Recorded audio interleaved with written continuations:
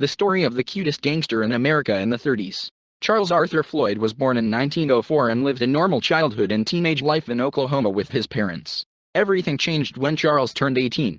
Floyd Jr.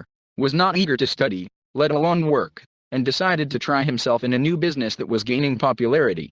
In 1922, the guy made his very first robbery, for $3.50. A start has been made and, in order not to bring trouble to the family, Charles leaves alone for St.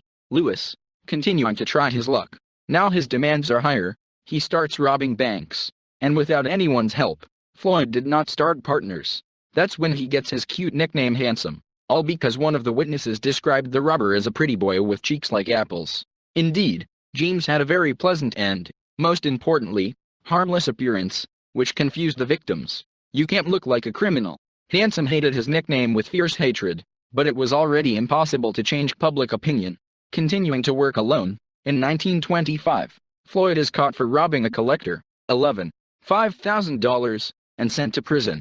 Leaving the prison after 5 long years, Handsome makes an oath to himself. No, not to commit more crimes, but never to go to jail. Floyd is put more carefully, starts his own gang and goes to a whole new level. He will be arrested more than once, but will be released for lack of evidence.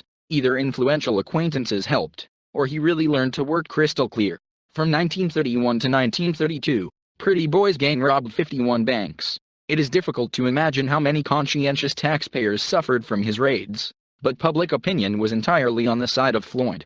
That's because, presumably to get rid of the evidence, Pretty Boy set fire to bank documents along with mortgage papers, freeing hundreds of people from paying mortgages. The glory of the people's favorite also did not impress Handsome Floyd too much, and he begins to gesture. Increasingly, police officers and even ordinary civilians die during robberies, but people still love him. By 1934, the Handsome Floyd gang is already on the same level as the Johnny D gang. FBI agents are on his heels, and they promise to pay fabulous sums for his head. Ordinary citizens continue to help him and shelter from police persecution on their farms.